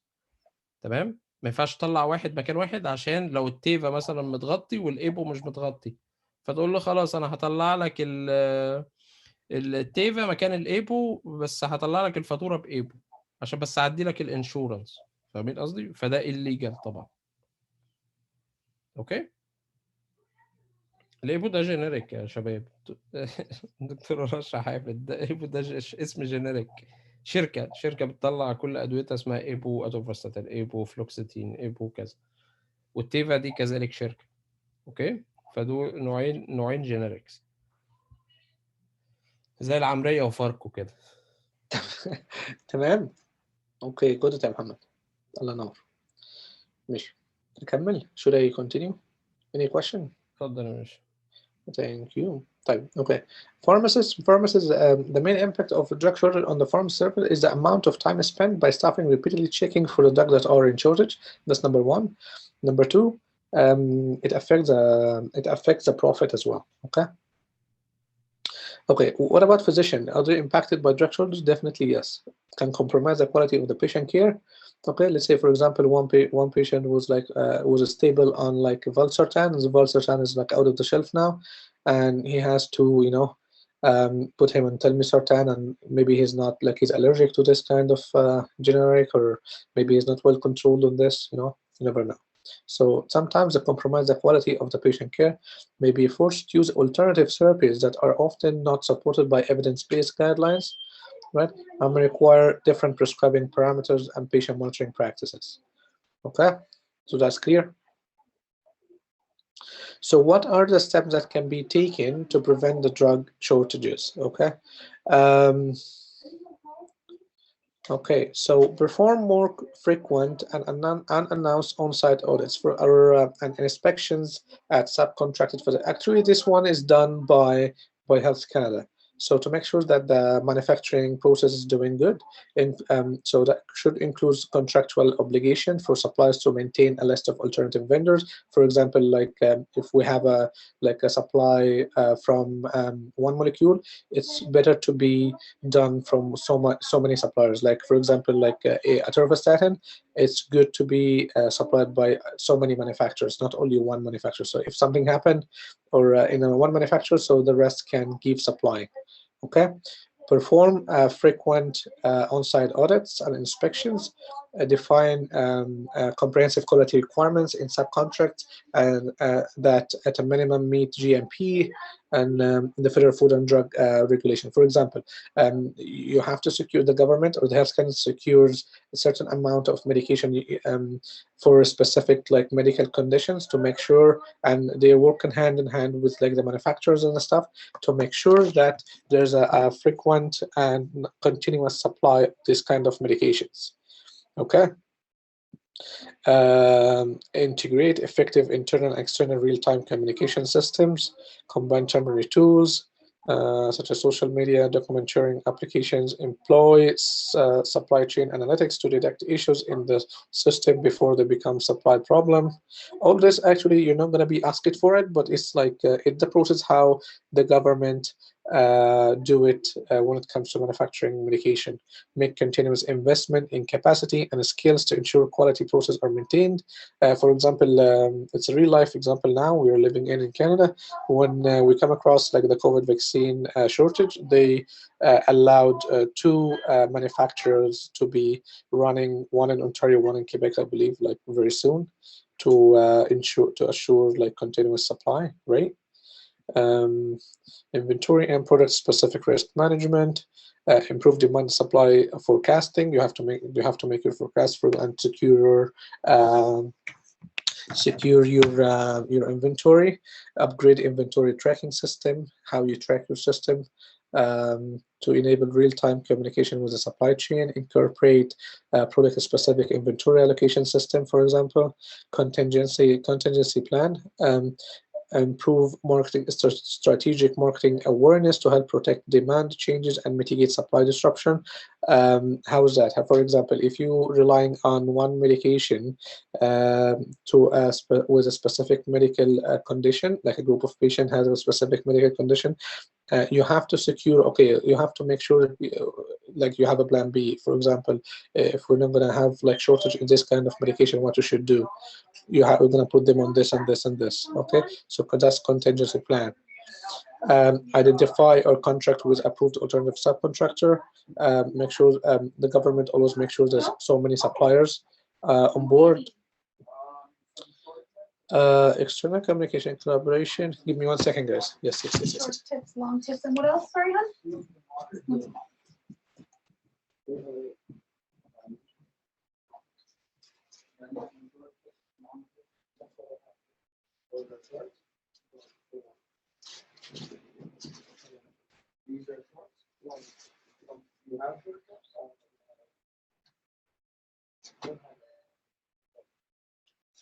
Ready for it?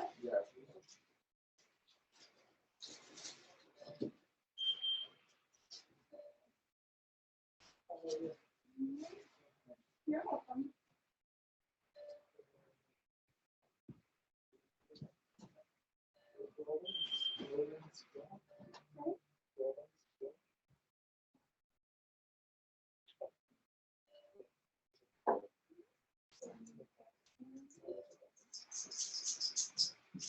Do you want a bag, John?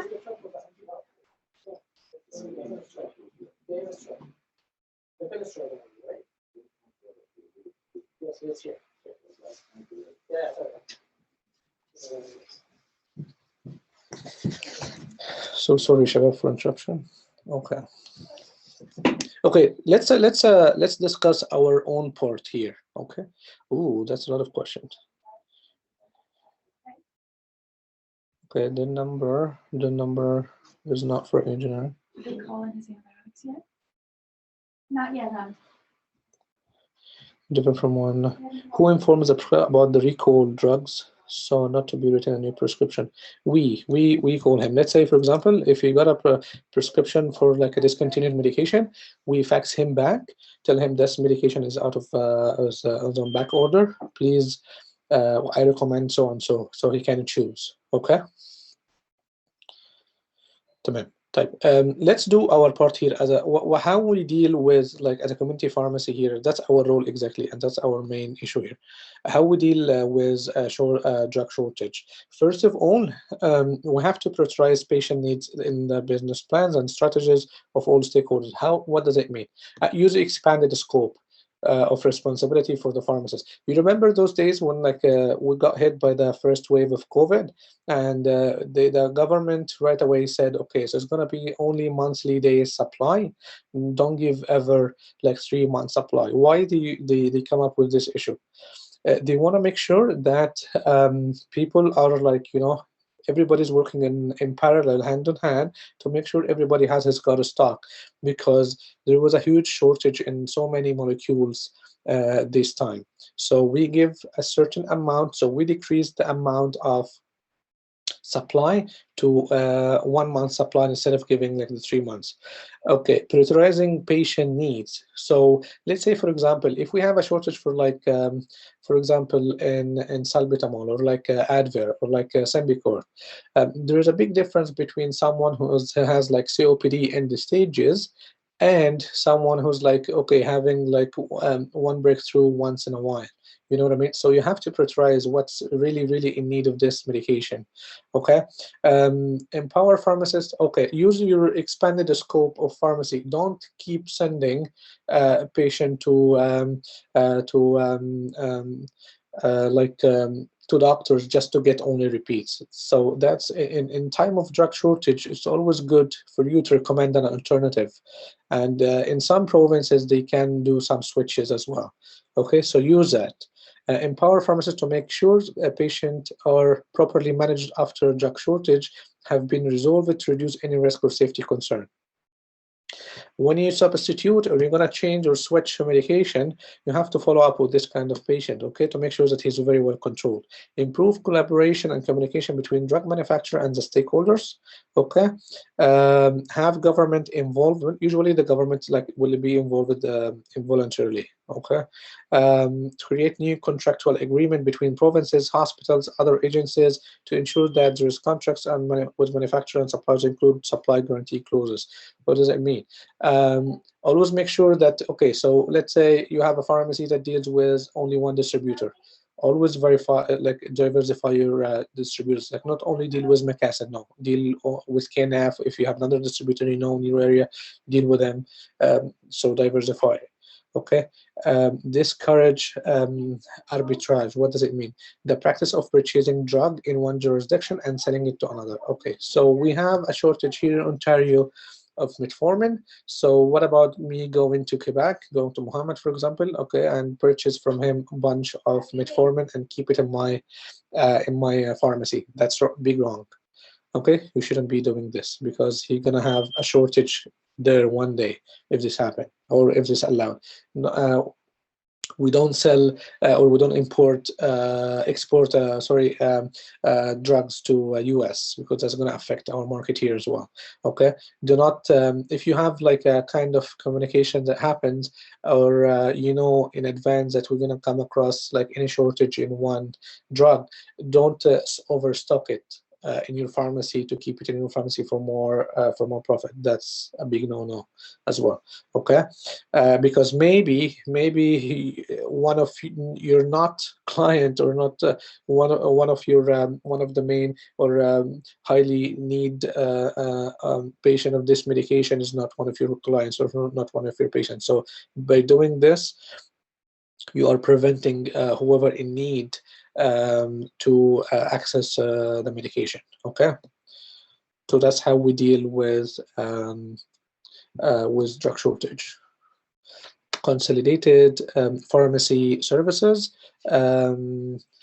So to make sure that the drug medication comes on time, so we do consolidated pharmacy service. That means the easy approach to return one shipment and faster ordering website, as I showed you, or over, for example, McKesson, whatever you order will come the next day, right after the next day. Okay, so on time. So one shipment, streamline one shipment on one invoice and one payment. So this happens very fast.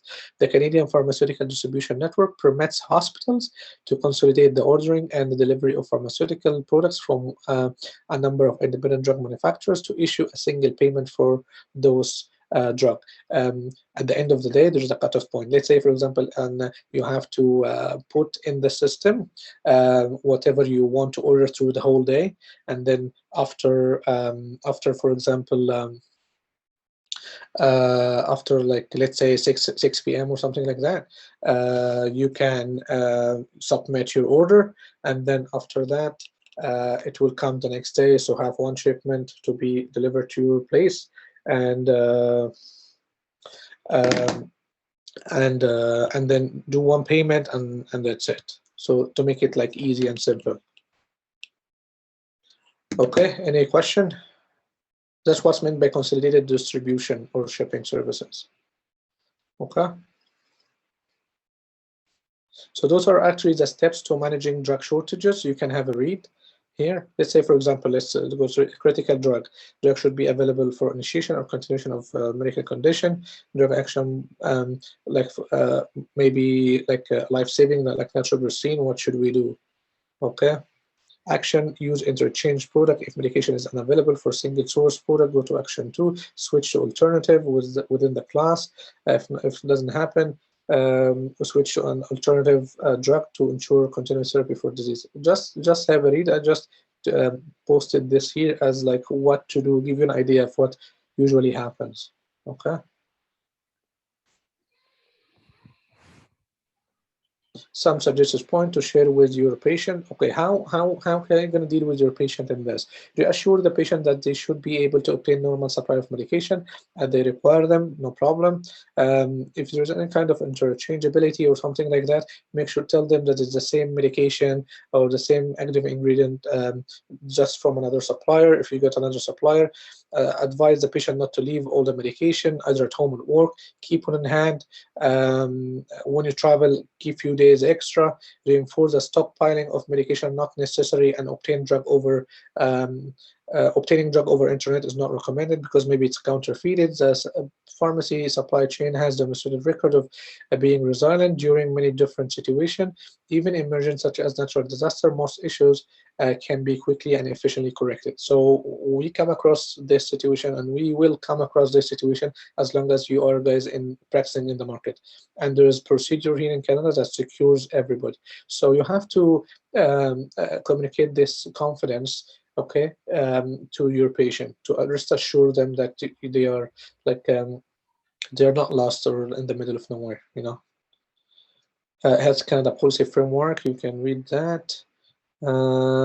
Okay, so we can stop here actually, because here is like it's going to be that's the difference between compounding and manufacturing. You know what, let's do it, and then we can stop here. So what's compounding? Compounding is a professional activity performed by a pharmacist after taking the course, okay, to comply with a prescription. So here there's a relationship between pharmacist, patient, and prescriber. So the patient goes to the prescriber. The prescriber prescribe a prescription, give it to the pharmacist for a specific medical condition. The pharmacist is gonna compound this using a trainee people or like the needed equipment, and then you're gonna give it specifically for the patient, not for commercial. Okay, provincially regulated, monitored by OCP. Not everyone like can because there's like a sterile compounds, non-sterile compounds. All those have like regulations to be go through. They're not expected to meet good manufacturing practice, GMP the standard, okay, because it's not manufacturing, it's a compound. Repackaging, medication, sterile product preparation, and specialty dosage forms reviewed here as well. So we will go through that. The amount produced is according to anticipated prescription volume. If the doctor prescribe you, give you this amount of this, for example, this compound, and he indicated like a specific quantity, you have not to exceed this quantity. Compounding of commercially available products are allowed when supply only is available. For example, we have fusidine here, manufacturally produced. We cannot compound fusidine because it's already, if fusidine is insured, at this point you can compound it. Otherwise, it's not allowed. Not for distribution to third parties, other pharmacies. You cannot like have a compound and then sell it to people. No.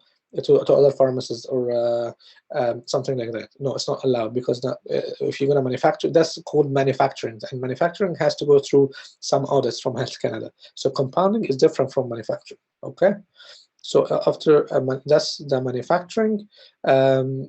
So maintain, establish it. So as long as you're a manufacturer, you have a get license, establishment license. It's not required by the pharmacist, practitioner, or in-person compounding under supervision of practitioner. Routine inspection carried out on the manufacturer by Health Canada. Okay. Ability to formulate, label, and package, import, distribute, or sell drug products to drug wholesalers. Okay. For the compounding prescription, there should be people trained and qualified, the pharmacist intern, pharmacist, and interns to check. Place should be clean and sanitary and orderly setup. Products should be weighted equipment, calibrated mortar and pestle, graduated cylinder, spatula, distilled water, protective equipment, and cleaning supplies. Okay, so what is the documentation? Documentation, what is like actually the main thing here in compounding? If you're going to compound a prescription, it has to have the name, lot number, and expiry date of the raw material you used, everything you used. Date of preparation, your expiry, and your signature with your license number and just a signature here of a compound.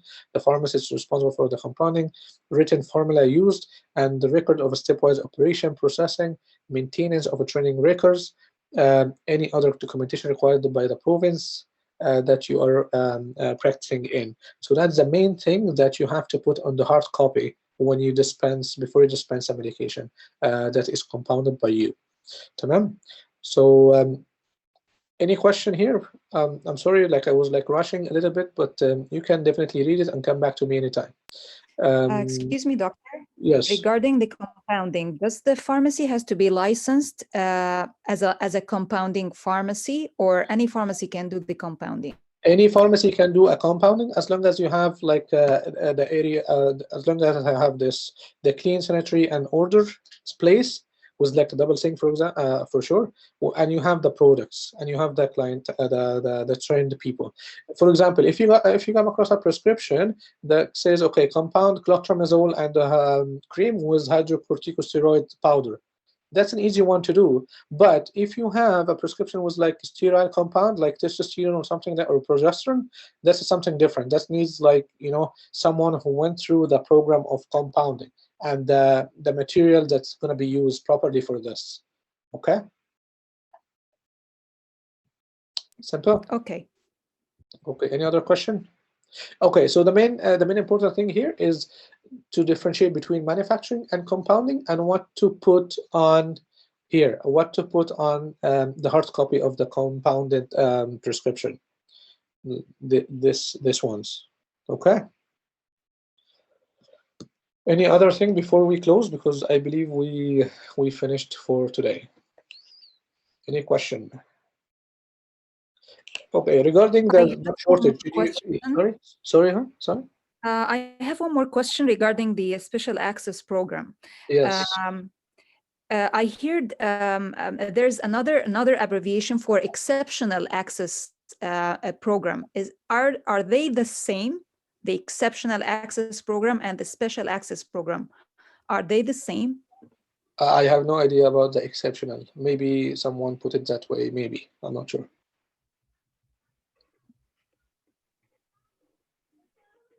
I'm not sure. Maybe the same. Maybe the same. I'm not sure. Sorry. Exceptional. Because I've seen that in the pharmacy at once, but it had an abbreviation EAP, and we received a sheet from the physician's office regarding an approval for an EAP, which is an exceptional access program for a certain medication to be given to a certain patient. But we received this sheet in the pharmacy. I believe it's the same, Mahmoudi. I believe exceptional. Yeah, I believe it's the same. Specific. Yeah, I believe it's the same. That when you need a drug that is not currently covered by ODB. Yes. Okay. So it's no. Wait a second. I got your point now. Okay. I will give you this information. This case. So what about Zopiclone? Zopiclone is not covered by Ontario. Okay. So if you got an exceptional document written by the doctor, that means she tried once or twice medication for sleeping, for example, and it didn't work, and this patient has no financial capability to pay for it. So he will write it down, and then they will cover Zopiclone in her case. Okay, so that exceptional, that means that's something in Ontario, by the way. So she will be covered for something that is not covered by the government.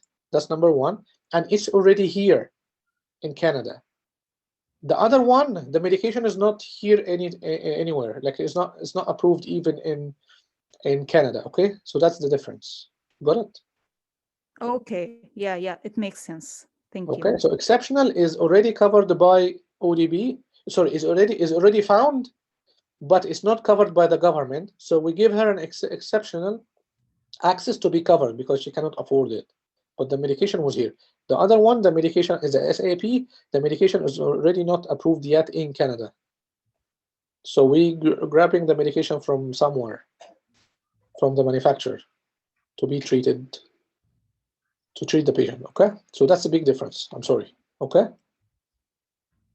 Exceptional is for Ontario. تمام؟ حلو السؤال ده. It's a very nice question, my dear. Okay. Any other thing? Any other question before we close? Hi. Tell Tell me, yes, tell me. Yeah. Excuse me. I have a question regarding the compounding pharmacy. Like Compounding I have pharmacists. compounding pharmacy. I have us like I heard you say that they are not allowed to sell whatever they compound to other pharmacies, and if pharmacy has the right to compound if they have the proper area for compounding. But as far as I know, I had sort of like volunteering experience in Alberta, and this they changed the rule and they can't compound anymore in the pharmacy I used to have to volunteer in since January last year, and they are getting all the stuff that we used to compound like Voltaren, ML gel, and things like that, or gel. They get it from a compounding pharmacy like on a daily basis, and with like, and this is what we used to do recently. Okay. So here, so you tell me that you have another. You're working in a pharmacy, and you purchase a from another pharmacy a compounded ML gel and Voltaren. Yes. A compounded Voltaren and ML gel, which is already over the counter, which is already manufactured. No, compounded Voltaren gel. Like Okay, so compound. 10%, Okay, listen. 10% you mean, correct? So the different percentage, right? Yeah, it's the 10% compounded one. We used to do in the pharmacy, but they canceled that in Alberta since January last year. What's Like your not question? every pharmacy has the right to compound now until they have a compounding license, I guess. Oh, in Alberta. Yeah. Yes, okay. Okay. What's your question? Just a comment only. Like, Okay, is that so true? in Alberta, you're telling me because anywhere they else? changed the rules to compound a thing or a medication, you Mhm. have to have license for compounding. Since Mhm. the pharmacy you work in doesn't not have the license yet, but they still Mhm. have a prescription, right? So they purchase from another compounding pharmacy. Uh-huh. Okay. To my knowledge, you should transfer this patient to the other pharmacy. Okay. You shouldn't be play it this way. Yes, Transfer doctor, this prescription to the other 100%. pharmacy. You can't supply any compounding to another pharmacy. You have to have the prescription between your hand Yes. and the patient, and then like you can compound it to him or to her. Yeah. Boss, who's talking? What's the name of our candidate? Ala, boss, let me tell you something. Okay. In business point of view, actually, I know some pharmacies outsource this service and they share the profit. Okay. However, listen to me. The liability here, it comes on both. On the pharmacy that dispenses the medication, because let's say, for example, who guarantee the quality chain or the transport or the logistics of this medication from the other pharmacy to your pharmacy until it dispensed. So whoever pharmacist signed on this prescription, we're gonna take all the liability. Okay, but I know some pharmacists outsource this and this service, and they share the profit. I know some people does that. It's in every pharmacy in Quebec we do that. Okay, so see, we share the profit, but here, guys, yes, if it's compounded, like if it's mouthwash or something compounded, we are not liable as a dispenser. I'm not liable to the composition. Yes. If the problem in the composition, it's the other pharmacy. Because here in Quebec we do it officially. We send like a fax with the demanded or required medication to the other pharmacy, and they replied us an invoice, and everything is documented. Yes, this is what I noticed. Like I didn't do myself, but I've seen the pharmacists doing that, like sending a fax and getting the product the next day, like a compounded product. Yes, no problem in that. It's legal, by the way. No problem. It's legal, I guess. Yeah, because they have a receipt and everything, and you can put you can put any service or any fees you would like to add. As a pharmacist, you can charge any service with any amount you would like. Yes. Okay, this is if you would put $200 like a profit over the compounding, No one would say what You to can do. do it. Yes, it's your right. It's your legal right. Okay. Okay, thank you. Okay. Okay, my friends. So I Okay, think Sharad. we are done now. Okay, We are it's done for secure. today. Okay. Okay.